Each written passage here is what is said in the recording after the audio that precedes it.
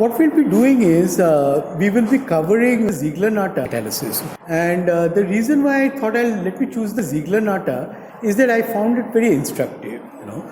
We all go through situations like that, and so maybe there is some learning that you can imbibe from this. The biggest polymer that we use today is polyethylene, which people did not want to make polyethylene. They wanted to make something else. What did they want to make? At that time, high pressure chemistry, and especially after the work of Haber and Bosch, and people knew that they were able to manage high pressure. And so at that time, all chemicals used to be synthesized typically under ambient conditions. Not ambient, high temperature maybe, but really under atmospheric pressure. You didn't do reaction under high pressure because such equipment did not exist at that time. The moment the Haber-Bosch process came into the scene, then people started realizing the possible potential of high pressure chemistry. Could it be that reactions which don't take place under atmospheric pressure might take place under high pressure? And they were interested in simple organic molecules, no polymer. ICI were the inventors of polyethylene, as you know, and they had a very specific interest. ICI was the home of dyes. They used to make all kinds of organic molecules. I'm sure they had problem in making some organic molecules. And so at that time, this person, research manager, he said, can we start doing some high pressure chemistry? You can see what a visionary research manager. And you can see from the alkalis division. And they found a person in Amsterdam, Michels, who had developed the engineering skills to make high pressure reactors. And so he collaborated with ICI and gave them a reactor. He said it holds up very high pressures. And so Fried told his people, especially someone called Robert Robinson in the dyes division, that why don't you see if you can do some reactions in this equipment and see if it either speeds up the reaction or if you get different products, etc., etc. Which was the year when this was all started? 1929. That was the period of the Great Depression when the Wall Street crashed, and people became paupers overnight. That was the Great Depression. And people were struggling to keep their job. I'm sure ICI would have also laid off many, many people. At that time, to do something so risky and to do research was unimaginable. But then, much later, they asked Fried, what made you do this? And he said, look, I would have lost my job in any case. But if I try to do something daring and if something interesting comes out of it, maybe I will retain my job. But if I don't do anything, I will surely lose my job. Very, very similar to the kind of approach that Tabor took. Tabor said, there's no point making all these Me Too chemicals which are being made by all big players. We are a small, puny lab. What will we do? Unless you do something risky. And that's how he got into the concept of making the angiotensin 2 antagonist. And that's exactly the kind of thinking which Fried had. So remember this. And again, remember John, when he said that unless you step out, you will not get that kick in activity. So there are different ways in which you can think. And I think you need the daring spirit. So what happened was one of the reactions they must have been trying to do was reacting ethylene with benzaldehyde. Maybe they wanted to make an adduct of the two. They said, okay, this reaction doesn't work under ambient conditions. Okay, so they did it under 2000 atmosphere. And they said, where is my gas? It's gone. And at the bottom of the tube, they found some waxy looking material. And their research manager, he told them, you chuck it away. We are interested in making organic molecules. What I'll do with a waxy material? There was another reason. They knew that it is a polyethylene. They had very good characterization techniques, So they could characterize the material and they knew that they had made polyethylene. And they also found it is reasonably transparent. Although that came a lot later, it looked more waxy, but when they processed it nicely, they could make it fairly transparent. But by that time, ICI were already very big in perspex. They'd already made organic glass. And I'm sure some of those guys in the acrylics division, they would have felt threatened. And they wanted to put a stop to all this work on polyethylene. They said, hey, forget about all this. What is the use? We already have glass, and what I'll do with the waxy material. And if I need waxy material, I've got wax. We know how to make paraffin wax. So they kind of brushed him aside, all these people. Coming back to again polyethylene, they went back to literature and asked, were we the first ones really to invent polyethylene? Did someone make it earlier? And they found work done by the German chemist Pechmann.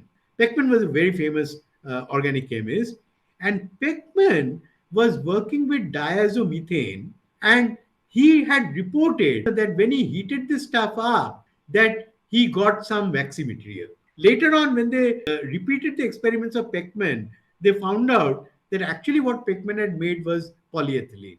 But Pechmann also probably was interested in organic molecules and did not pursue it further. Now, let me also tell you something very interesting. We keep saying polyethylene as if that's the only way to make polyethylene. Polyethylene is what? You just go CH2, CH2, CH2 and go on. Pechmann made this not from ethylene. Pechmann made this from this CH2 moiety, methylene. So I could have as well called polyethylene as polymethylene. But the way we have got brainwashed, if someone says, hey, I've made polymethylene, you'll think that something completely different has been made. So keep that in mind. But later on, when a new research manager, Michael Perrin, took over from Fried, he was looking at all the work that had been done in the past. This is another thing. Great companies will build on what they've done before. Useless companies will go all over the place and completely lose memory of what they did in the past. And so Perrin started looking at all this work, and I'm sure somebody would have told him about this waxy material. So he said, why don't I have a look at this? Why don't you relook at this material and see if you can study it again? But the problem was that this was very irreproducible. The work on making this waxy materials, sometimes they got it, sometimes they didn't get it. Many times there were explosions. In fact, one of the reasons why Fried put an end to all this was because of all this explosion and all. But Michael Perrin then did a wise thing, and he said, hey, maybe we are not the right guys to really diagnose the problem. And he then went to this person in Oxford, very famous scientist called Paul Hinchelwood. Hinchelwood, you might have heard of his name, okay? And told Hinchelwood, that we have made this material. And Hinchelwood asked that how did you make it initially? And they said, we were cooking up things with benzaldehyde, and it formed this. And then something rang a bell, and Hinchelwood said, could it be that actually some oxygen is leaking into your system? And whenever oxygen is leaking into your system, you are having some polymerization, some explosion. If it is too much of oxygen, and maybe if you are you are sealing your reactor well enough and no oxygen is going in, maybe you're not getting any polymerization. So he told them that you first design your reactor to make it completely leak proof, so that no oxygen can get in. And then he said, you put in ppm levels of oxygen. And by the way, we will discuss something like this later on when we talk about Ziegler-Natta catalysis. So he said, you do that and just see what happens. And he also, although it is not mentioned anywhere, it's my speculation that the benzaldehyde and an oxygen, maybe the oxygen which catalyzed the polyethylene production may have come from benzaldehyde oxygen. Who knows? But that is not documented anywhere. When they did that, it was marvelous, because they found that if they control the amount of oxygen and they realized that oxygen is a genuine catalyst. Basically, Hinchelwood had said that I think this proceeds by radical polymerization. You can see the brilliance of these people, and oxygen can create radical, and that's how then they were able to do this. I must also tell you that keep this in mind, that there are many times people who are not interested in the observations that they've made. Like Moissan was not interested in the acetylene work. Robinson, who did this work, said, I'm interested in organic molecules. I don't care about polymer. Robinson was not interested. Pechmann was not interested in whatever he made from diazomethane. And it goes on. Okay, and others are capitalizing on this. Okay, so keep that in mind. One of the things I want you to again keep it as a take home lesson. Too many of us are doing research where we have a predetermined idea of what we want to find. We find it, we are very happy, and you publish a paper or something, but there are a group of people, who are looking for the unexpected. They are not happy that they have found what they wanted to find. You know, they want to find what things which they didn't look for. But most others, let me tell you, if they don't find what they're looking for, they just sweep it under the rug, or they chuck it into the dustbin.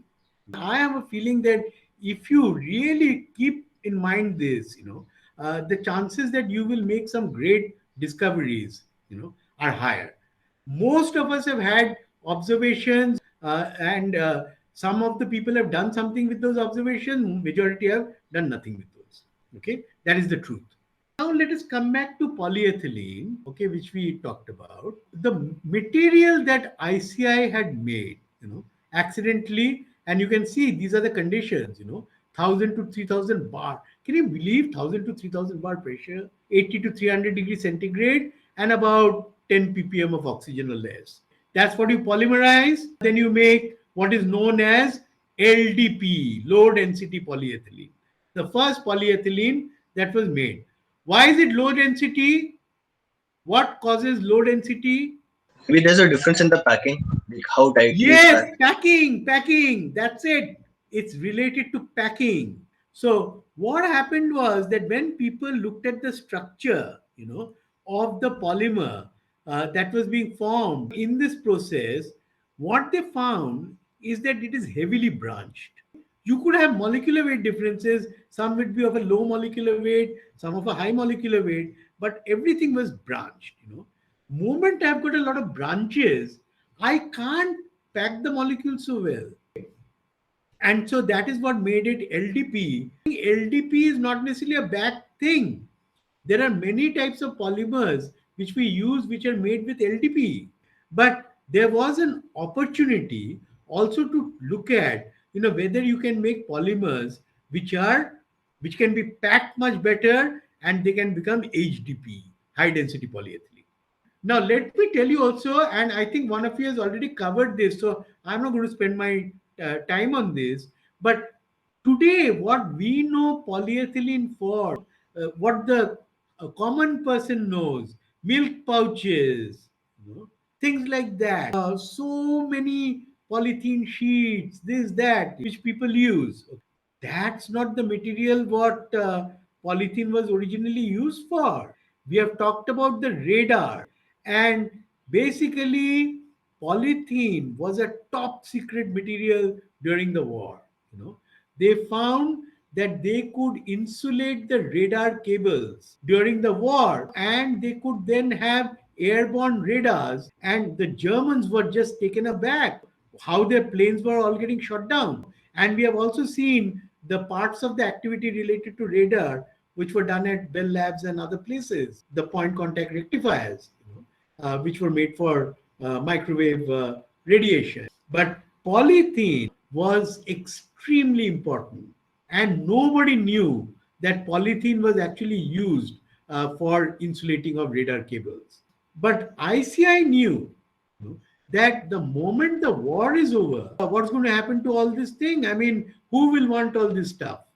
It's just like whenever Bush was asked, that you think of what our scientists will do when the war is over. I'm sure that ICI would have told their researchers, you think of all the things that you might be able to do with polythene other than military activities. And one of the most important things that they focused on was transparency and flexibility, okay, and the strength. I must also tell you that it's interesting that in India, the first polyethylene plant which was set up was did not use ethylene.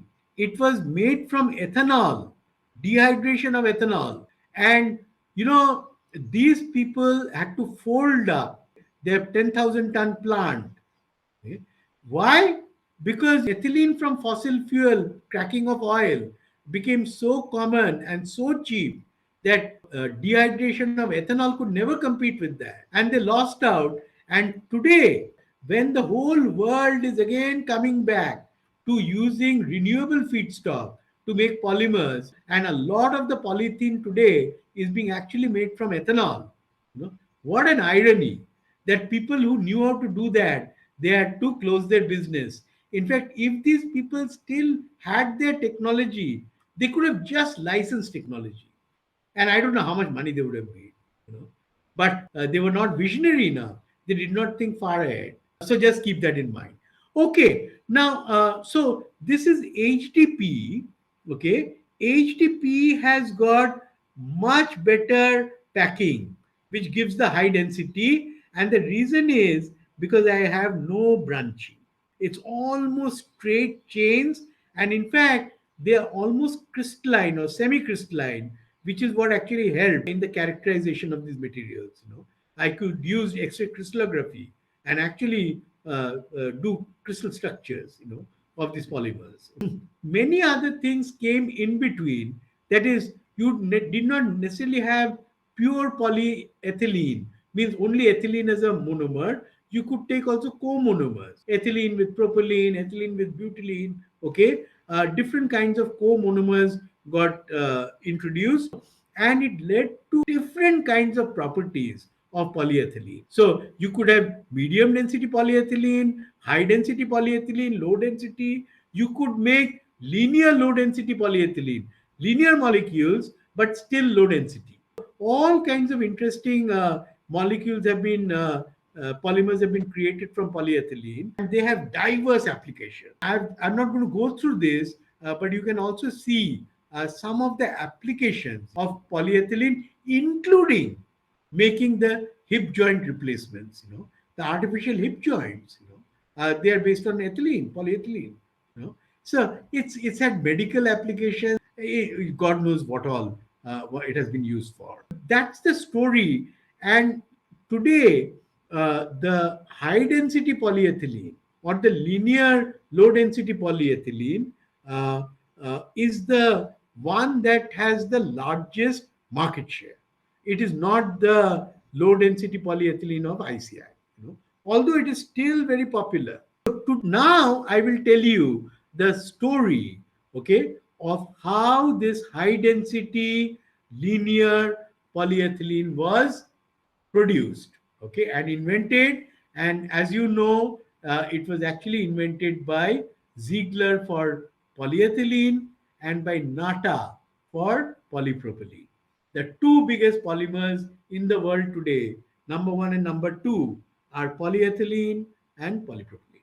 Ziegler has got an amazing style in which he presented his Nobel lecture. You know, each of them is so creative. Ziegler realized that many times if you say, okay, now I will tell you the story of polythene, I did this, I did that, you know, then I did this, and people might go to sleep. Ziegler starts his Nobel lecture by basically first saying what he achieved, and then he goes on to say how he achieved it. Very, very interesting approach that he took. And it's so beautiful that I must read out the whole thing. The catalyst is prepared simply by simultaneously pouring, with exclusion of air, two liquid materials into about 2 liters of a gasoline like hydrocarbon, after which ethylene is introduced while stirring. Look how simple the experiment is, and compare with applying 3000 bar pressure and 300 degree centigrade temperature, and then having to put oxygen in. The gas is absorbed quickly. Within an hour, one can easily introduce 300 to 400 liters of ethylene obviously measured at NTP, into the 2 liters of liquid. At the same time, a solid substance precipitates in such a way that after approximately 1 hour, the material becomes doughy and can scarcely be stirred anymore. If the brown catalyst is then destroyed by the addition of some alcohol and by the introduction of air, the precipitate becomes snow white and can be filtered off. In its final state, it will accumulate in amounts of 300 to 500 gram as a dry white powder. And you can also see how that 300 to 500 gram came. 22.4 liters will have a molecular weight of 29. And so if I multiply that by 10, I'll get 290. That will be about 240 or 220 liters, and 500 will be close to about 400, 500 liters. Okay, so you should be able to correlate your liters with your final weight of polymer. Now, then he says something interesting. The results of this experiment greatly surprised us, and later on, many others, since up to that time, ethylene had been considered extremely difficult to polymerize. The polythene of the Imperial Chemical Industries, a product which had been known for some 17 years, because this was around 1950 to 55, around that time that they did their work. And whereas ICI's thing was around 1936, was being prepared under pressures of 1000 to 2000 atmospheres and at a temperature of 200 degree centigrade. Our experiment thus destroyed a dogma. That's one. That polythene means I have to do it at high pressure and high temperature. He just demolished that, did it at atmospheric pressure. And then it led, in addition, to a polyethylene which differed quite markedly from the high pressure product. So the high pressure product, what did we get? We got low density polyethylene. This one gave a high density polyethylene. And Ziegler, in a great style, what he did was he produced two plastic beakers, and kind of squeezed one against the other. This is ICI's beaker, this is Ziegler's, and he said, "Look, this whole thing just distorts, and look at my stuff, it retains its shape." Quite a nice way of demonstrating. By the way, Ziegler had a lot of collaborators. I've tried to give some of the names. So what was the like where you have written Karl Ziegler Nobel lecture? What is the photo below that? It's not very clear. This photo. Yes, sir. This is a photo of two beakers. Oh, okay, okay. Right. Oh, is that a hand over there? Yeah, it's a hand. Oh, a okay, hand. okay. Holding two beakers and squeezing them against each other. Okay. Okay. And it's from his Nobel lecture, Okay, which I'll send you today. All right. Yes, sir. Don't be mistaken that just because Ziegler showed that this retains its form, there are many applications where I need supple materials. I don't necessarily need materials which are rigid, like a milk pouch. I don't want a milk pouch which is got a rigid pouch. So it is not that the high pressure process has disappeared, but most of it has become this high density process of Ziegler. But still, the low density polyethylene commands a very, very sizable market. And you can see LDPE volumes are still about $33 billion. So it's not a small market. But if I take the total, it's about $164 billion. So obviously, the larger share is really today controlled by the high density polyethylene. And what kind of products? Like you take all our buckets. Look at those plastic buckets and all. They are much more rigid. Many cans, which will be either polypropylene or things which are very rigid kind of polymers. Those are not those kinds of supple materials. Now, before I come to the work of Ziegler, let me tell you that the person who characterized these polymers and who first saw what is linear, what is non-linear, what is high density, what is low density, was basically the Italian chemist Natta. And Natta actually later on we'll see could have got 2 Nobel Prizes, but he shared this with Ziegler. Natta is also the person who made the first polypropylene polymer, using Ziegler's catalyst. So the fundamental work was done by Ziegler in terms of the discovery of the catalyst, but the structural elucidation of the polymers was done by Natta, besides also the fact that he made the polypropylene. What he says over here is quite interesting. The achievement of these results, has been helped by the research I did in 1924. And mind you, they got the Nobel Prize around 58. And that's when they did 1952 or thereabouts when they discovered Ziegler-Natta. So we are talking about almost 26 years later. And he says, in 1924, when I was a trainee student under the guidance of Professor Bruni, at that time I began to apply X-ray study of the structures of crystals to the resolution of chemical and structural problems. That was simple molecules that he was trying to characterize using X-ray crystallography. And later on, he was able to apply that to polymer, especially after the work of Staudinger. But I hope you can see things which he learned during his PhD days. He subsequently was able to apply and get the Nobel Prize in a completely different class of molecules, namely polymer. Let us go through some of these names. If you have got, a polymer where I've got polymers are all random. So suppose, let's say I take styrene and I polymerize and I get polystyrene. So these phenyl rings, if they are randomly disposed, you don't know exactly where it will end up. Then we call it as atactic polymer. If they have got a very, very ordered arrangement where all the, let's say, phenyl groups come on one side and all the hydrogens are on the other side, I mean, just as an illustration, it could be instead of phenyl, it could be methyl or ethyl, some other chain. Then we call it as isotactic. And if you have got a very repeating pattern of opposite arrangements, then we call this as syndiotactic. Most of the polymers that were made by them were syndiotactic. And the interesting thing is that these names were given by Natta's wife.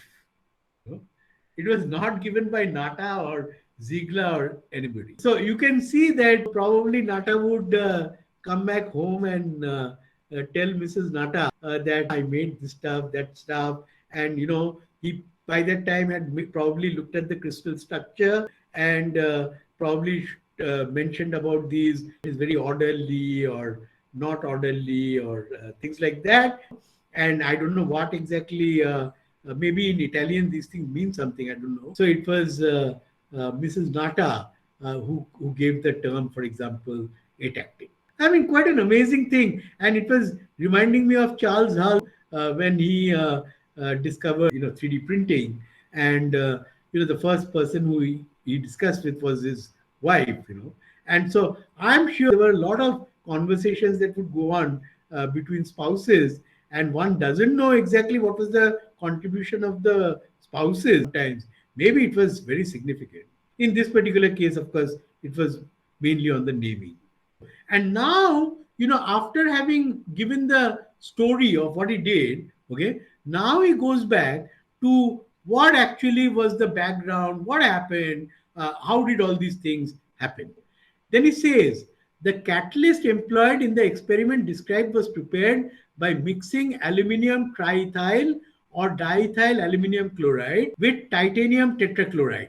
These were the two catalyst components which he poured into that hydrocarbon in the beaker. However, this is only one example taken from the countless series of organometallic mixed catalysts.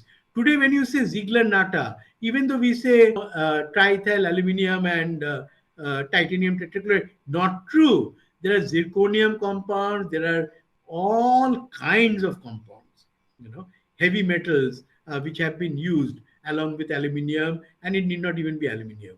It could be something else. Most generally, they will form, as we found, whenever standard organometallic compounds preferably those of aluminium, but also many of the other metals, are brought into contact with compounds of certain heavy metals. Those of titanium, zirconium, vanadium, chromium, molybdenum, cobalt, and the like are specifically effective. Okay, so those are the two components. It's a two-component catalyst, the Ziegler-Natta catalyst. Then he goes back, to when he was doing research. Ziegler was a brilliant guy from the very beginning. What he says, and I'll read out, when he was a student, he was working with this person, Owers, at the University of Marburg. And that's where he began what he says is his independent career. So after his graduation, he went there, you know. Now, at that time, the Grignard reagents had slowly become popular. What is a Grignard reagent? RCl plus Mg. We know that it becomes RMgCl, and now the R, instead of becoming delta positive, it becomes delta negative. This was something that he was very interested in. You see, magnesium, for example, you can see it's divalent. So when I make this, there's always a chloride hanging around. He wanted to make pure systems, that is, the alkyl group and the alkali. He did not want any other chloride, etc., to hang around. And so he realized that if he can make, for example, say alkyl lithiums, then that would serve the purpose. And so what he did was he reacted RCl with 2Li and he converted it to RLi plus LiCl. So he was able to get this, and this, of course, it could be removed very easily. And that's how things like butyl lithium, which is today such an important reagent, that these reagents got created, and the credit for that goes to people like Ziegler. Have you seen some chemistry like this before? Did we come across things like this before, where someone did a reaction and generated lithium chloride as a byproduct? So Roger did with the Matsushita company in Wonderful. the yeah. Wow. You all are actually remembering what you learned. This is very, very nice. Matsushita. All right. So, you can see these kinds of things were being done. Okay.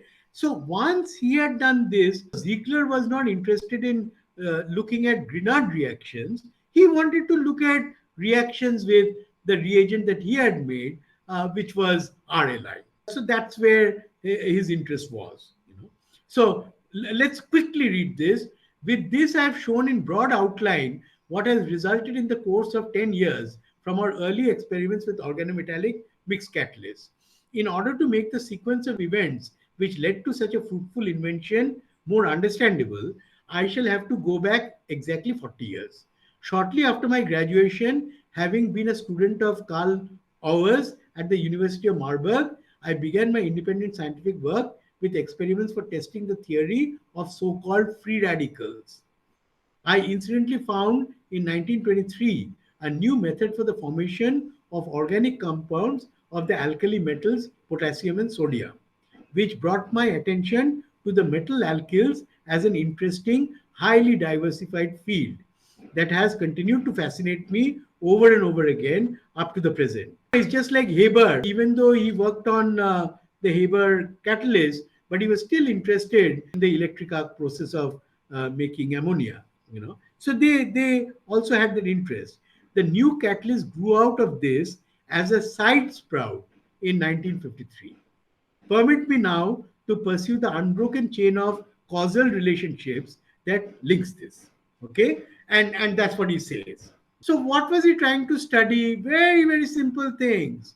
No rocket science. He was taking the alkyls, like maybe alkyl lithium, and he says a few years later in 1927, Barr was one of his collaborators, made the discovery important for the further development that alkali alkyls can be added with ease to butadiene or styrene at room temperature. So what was he doing? He was, just adding. Okay, so the R group added at one end and the the metal, was at the other end. A is the metal, lithium, sodium, potassium, or whatever, and so that's what it did. And then repetition of the process leads to oligomers, because I have got this now I can react it with another molecule of this. So what will happen? Again, I can add this part to one part of the new molecule. So it will go on to this part, and the A will come on to this part. And so what will I do? I will start building up chains. And the chains that he was able to make were typically oligomeric. I mean, what he found is that he could make relatively small molecules, oligomers. He could not keep on this process endlessly. That's what he found. Now, at that time, he had a setback, or actually, it wasn't a setback. Later on, it was a boon.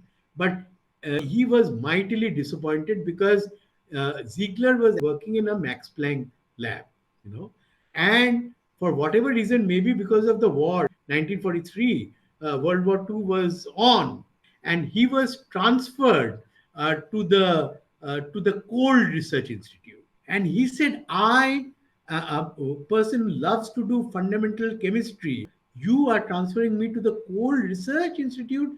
And he was very disappointed.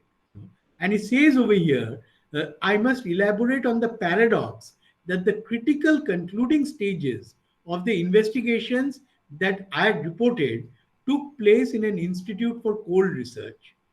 When I was called to the Institute for Cold Research in 1943, I was disturbed by the objectives implied in its name. I was afraid I would have to switch over to the consideration of assigned problems in applied chemistry. Hey, you go and work on coal and see what you can do with coal. Since ethylene, now this is very interesting. Since ethylene was available in the Ruhr from coke manufacture, the search for a new polyethylene process, for example, could certainly have represented such a problem. Now, this is very, very interesting what he says. I find that there are many times you take a scientist, to hire a professor or a scientist in some department, and the person, instead of working on the objectives of that department, the person starts working tangentially on completely unrelated, irrelevant things, and completely hijacking the agenda of the department. I'm supposed to work on X and I go and do something else. Who cares? Ziegler was not that kind of person. So he went looking around and he said, look, I'm already working on butadiene. It's an olefin. It's an olefinic system. And he said, the moment I found that coke formation leads to release of ethylene, I said, okay, instead of butadiene, I'll take ethylene. I'll do my work. And around that time, already ICI's polyethylene work was very well known. Who knows? They might have suspected also some of the wartime work. We don't know about that. Sometimes they don't divulge all the things. But, he would have said, wow, if I can now use my process, and if I can make polyethylene of ICI at room temperature and pressure, nothing like it. And so he basically switched over to working on ethylene, okay, instead of butadiene. And again, he ended up making oligomeric systems. He could add, just like in butadiene. Small molecules, etc., are very interesting. Let me give you an example. For example, if I do this, I react ethyl lithium with ethylene. So I form this, and again I take another ethylene. This part will go into one side. The lithium will come on the other side. And I can build up the chain. Now, if I introduce oxygen, I can create an alcohol. If I introduce carbon dioxide, I can create a fatty acid. So I can make all kinds of molecules. And some of these, I don't need to make polymers. I need short chains. Like, after all, what are fatty acids? C16, C18, these kinds of molecules, So I might be able to make those synthetically. So that was a very important observation. Basically, then he could make long chain fatty alcohols, fatty acids, with maybe about 5 or 6 of these ethylenes adding. But the fact is that he was only able to make these kinds of oligomeric systems. But then he said, look, I want to make polyethylene. Polyethylene has to have a long chain, but these are not, these are oligomers. How can I compete with ICI's polyethylene if these things are, chains are so short? And so he wanted to understand why it is, that the polymerization does not continue. Why is it that after 5 or 6 additions of these ethylenes, that the whole process is stopping? The reason for that was that ethylene reactivity was less than butadiene, the reaction with lithium alkyls. It had to be done at a higher temperature. When he did that, lithium alkyls would decompose partly to form lithium hydride plus olefin.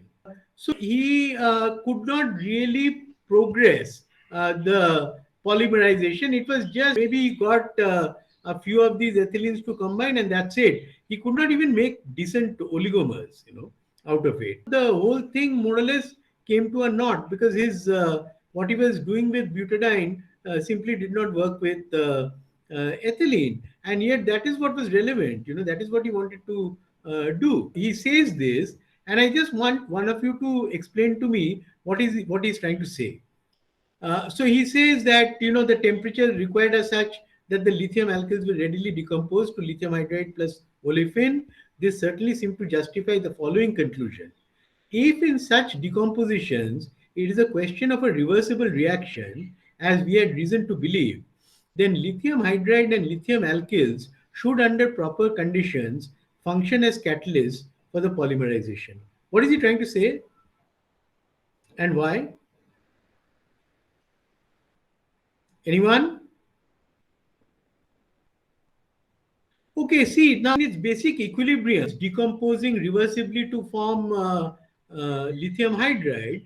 So obviously, if I add lithium hydride from outside, I may shift the equilibrium back to the left because it's reversible. So it seemed logical to think that a mixture of lithium alkyl plus lithium hydride might, in to some extent, inhibit the decomposition, and you'll have sufficient amount of lithium alkyl still present to affect the reaction. So that's really what he thought he will do.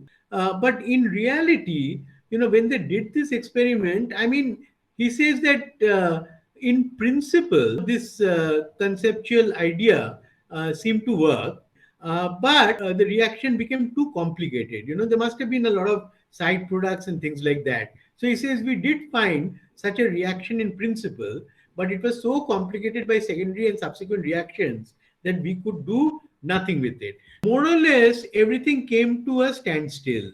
Because that's all he had. He had these alkyl lithiums, and he didn't. It's not as if he had 10 different options. And he tried to add lithium hydride, and it was a bit complicated.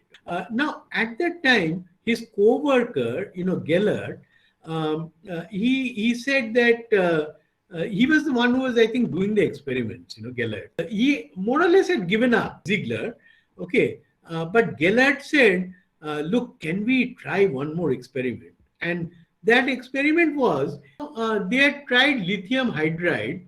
So they thought that if there are other kinds of molecules which have the lithium hydride type of entity, then those also could be experimented with.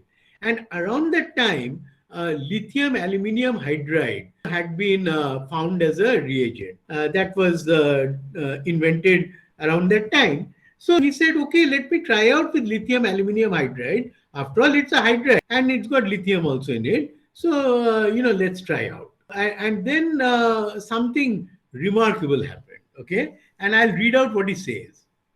When I'd already decided to give up these efforts, my co-worker H.G. Gellert conducted one more experiment, and the last he was convinced with the just recently discovered lithium aluminium hydride. This led immediately to the desired higher alpha olefins. Okay, And as the decisive turning point, this resulted in the realization that the alkali metal was not the crucial issue at all, and that everything we already knew about the lithium alkyls and all that we had anticipated besides with respect to the chemistry of the olefinic hydrocarbons could be achieved with a great deal more ease through use of organo-aluminium compounds. Whereas, they were trying to use lithium aluminum hydride purely as a source of lithium hydride. But it turned out that it was the aluminium in the lithium aluminum hydride which was doing the magic. That is what led to the first half of this two component catalyst that he talked about right in the beginning. Okay. Now, I have drawn this, I just tried to scribble something over here. What do you think this is? What am I trying to say? It's just a zigzag. That's all it is. And you can see that invention can happen in a very, very zigzag manner. And this is a classic case where, they were interested in alkyl lithium and looked at lithium aluminum hydride purely as a source of lithium hydride. But in the process, what happened was it just went in a zigzag manner, and it turned out that the aluminium in the lithium aluminum hydride was doing the trick. The reason why I point this out is that there are different things that lead to an inspiration or an invention. Everything is not about focus and linear thinking, that I am moving like an arrow in one direction, And many times, very, very serendipitous, unexpected things happen, and they happen in a very zigzag manner. So don't be afraid to sometimes, go off the path a bit. You don't have to be always very focused, because I've seen a lot of people are very focused. I, for one, have completely scattered in my thinking. It goes all over the place. But maybe others will have a very, very unidirectional way of doing things. So keep that in mind. Okay. I mean, there is a lesson over there. In fact, what I want to emphasize is these learnings, not so much about the technicality of these things. Of course, if you pick those up, it's great. But I want to really convey the learnings out of this. Okay. Then, in fact, something else happened, which is again extremely interesting. What happened was they had, of course, had good luck with ethylene, and at one point he said, I'm just all the time working on ethylene. At that time, they had this triethyl aluminum. So he said that, why don't I take tripropyl aluminum, and basically that's the kind of thing that he thought he will do, just aluminum tripropyl, and then react that with ethylene. That's what he wanted to do. Just for a break, I suspect a part of the reason is because at that time Natta was already probably working on propylene, and you know that Natta is the inventor of the polypropylene by the Ziegler Natta process, and so maybe he was aware and he also wanted to get into it. He doesn't say that, but it could be a reason. But then what happened was he said, look, I mean, whatever I could even do earlier, myself and Gellert, even that we are not able to do. I'll read out what he says. Up to the year 1952, we had frequently conducted growth reactions. Growth means going to oligomers from ethylene based on aluminium triethyl. So from alkyl lithium, they had switched over to aluminium triethyl after that landmark discovery, and thought we were thoroughly acquainted with such reactions. But when, together with Holzkamp, I attempted to apply this type of reaction to aluminium tripropyl, the formation of chains, to a great surprise, did not materialize at all. So he was not able to get the oligomerization, which he thought should happen. Okay, and on the contrary, we obtained propylene from the propyl aluminum. So basically, this doing a displacement. Okay, so this ethylene was going here, and he was getting triethyl aluminum, and the propylene was coming out. That's what he's saying. we obtained propylene from the propyl aluminium in addition to aluminium triethyl and alpha butylene. And the other was, of course, he did get some amount of oligomerization, a small amount. Obviously, that was something, very was able to oligomerize the ethylene to the next chain for H8. But by and large, he got predominantly this. So it was just a displacement reaction that was happening. And then what he says is that I don't want to work with or tripropyl aluminium. Let me go back to my triethyl aluminium, which he was comfortable with. And he says that even starting from aluminium triethyl, our reaction now yielded nothing but butylene and the unchanged aluminium compound. So something had happened. Let me tell you, it's sometimes so embarrassing. You do something, you go and report it to your professor, and he asks you to repeat the experiments, and you're not able to repeat. It can be so embarrassing. We had done something very interesting sometime back. Unfortunately, I couldn't cover all those. Where we had made salt spherical. Instead of the cubic shape of salt, we could convert it into spheres. And there was a huge interest all over the world in that work. And there was a company in the US, Allergan, people who make Botox and things like that. They tested it out on breast implants, all kind of things. Everything was great. But later on, I asked some of the students here to repeat those, and we were struggling. I think that we really could not exactly make the same impeller, that we had used before, and I just couldn't find the earlier impeller. So these things happen where suddenly you feel so helpless, you're not able to reproduce a result. Ziegler was, in that sense, a pretty cool person. I don't know what I would have done if something like this happened. But what he said is that, look, it must be that some kind of impurities have got into our system, maybe from the feedstock, maybe from something else, which was catalyzing the displacement reaction. That means displacing propyl with ethyl. And so what he said is, we'll need to find out, it must have happened from that. So first, what he did was he made extremely pure all the raw materials and catalysts as he thought of those. And he wanted to understand what is causing the displacement. It was known that elements like nickel can promote this kind of a displacement reaction. And so what he did was, it's quite interesting. It's called the process of asepsis. And I'll just read out what he says.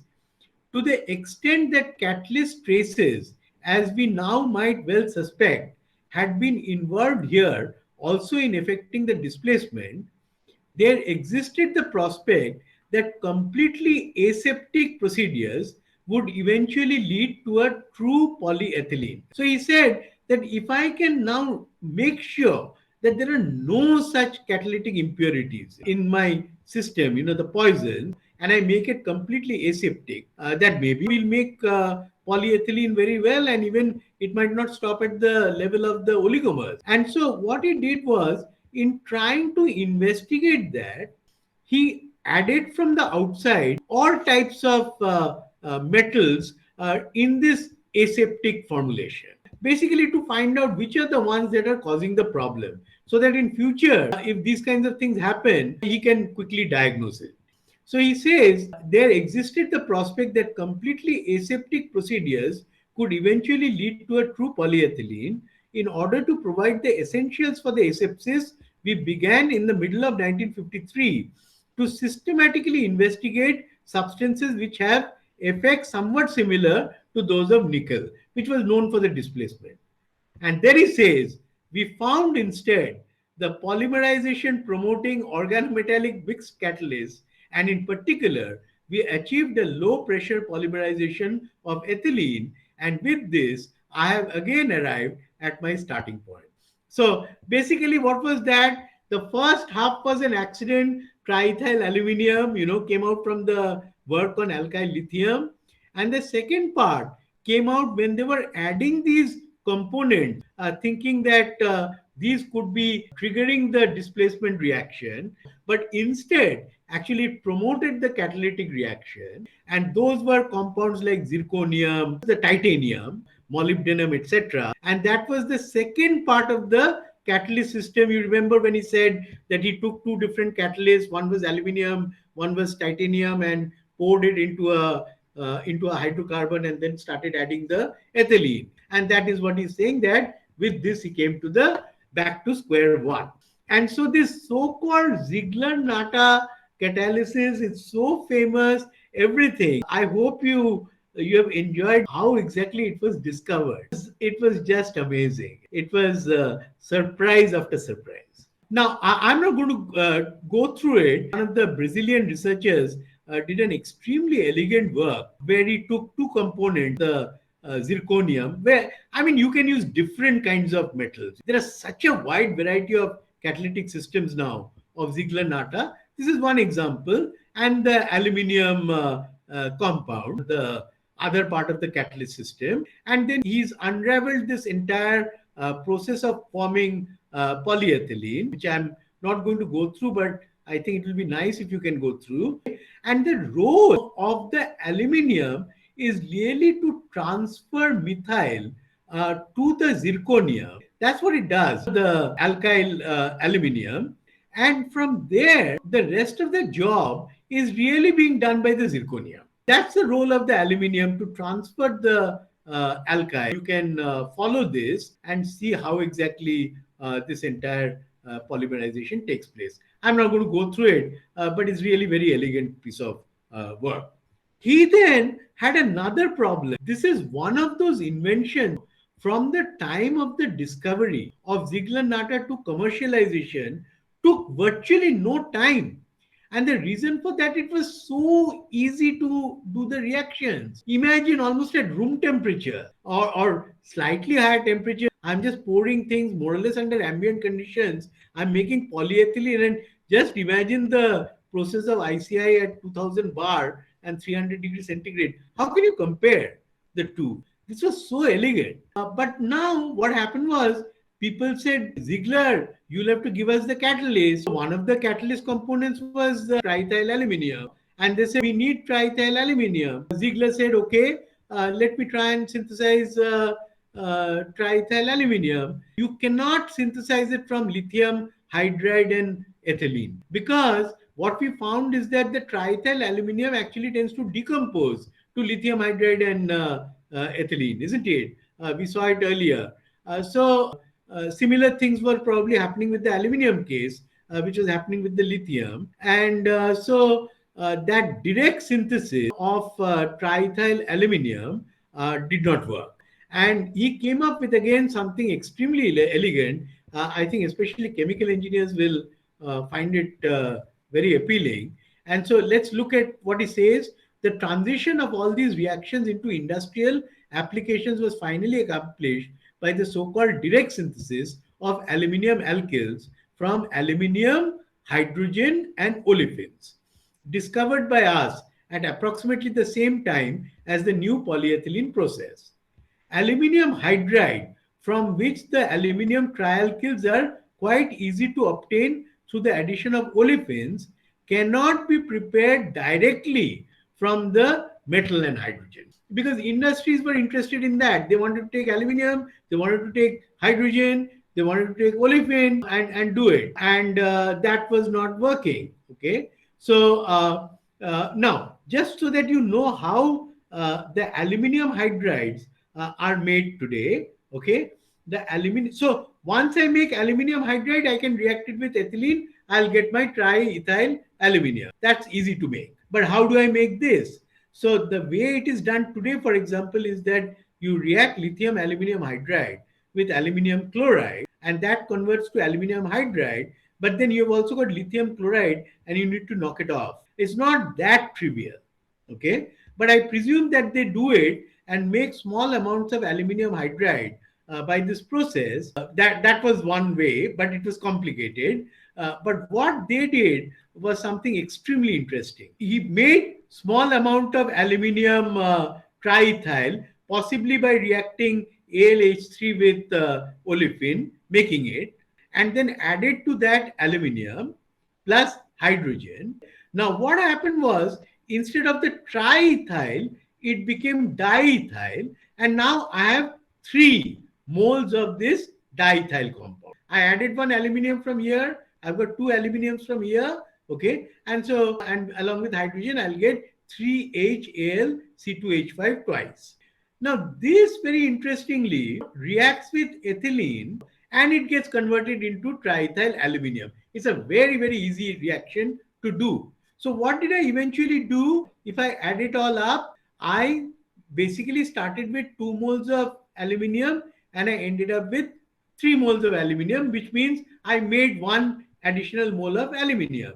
How did I make that? I used aluminium, I used hydrogen, I used ethylene. That's what industries wanted. And once I do this, I can continuously keep multiplying the amount of triethyl aluminium, starting from a very small amount. That's what he says. However, in already prepared aluminium trialkyls, aluminium will dissociate with hydrogen to dialkyl aluminium hydride, which with ethylene will give 1.5 times the original amount of aluminium triethyl, so that any amount of aluminium trialkyl can be prepared without difficulty. Did we encounter something like this somewhere? Start with something very, very small amount and make lots and lots of it? Sir, I'm not sure, but is it something like sulfuric acid? We start with a dilute and then we produce concentrated from it. Yes, true. But then you are concentrating it up. It's actually coming from your SO3. That's your product which you're adding. Not exactly the kind of thing I had in mind. I was looking at our approach to forward osmosis, which is identical. What do? We take seawater on one side, we take a saturated sodium chloride solution on the other, it sucks in water and it gets diluted, the saturated sodium chloride, and then we add more sodium chloride. So now I've increased the volume. So I might start with 1 liter, it's become 3 liters, 2 liters can go for your Solvay process, and you keep recycling. So you can use these kinds of concepts of multiplication as a very interesting innovation approach. The initiation of a process is completely different from perpetuation of a process. I can initiate with anything. I can even initiate with gold, as long as I'm using only a tiny amount. Is everybody clear? Everybody understood? Okay, great. This is how he concludes his lecture, Ziegler. And again, I found it extremely interesting. Because the candor with which he speaks, and he says, the kind of scientist he actually is. So he says, typical of the course I have followed from those early beginnings of 40 years ago until today is the fact that I have never started with anything like a formally presented problem. The whole effort developed quite spontaneously from a beginning, which was actually irrational in nature, through an unbroken causal series of observations, interpretations of findings, rechecking of the interpretations by new experiments, new observations, etc.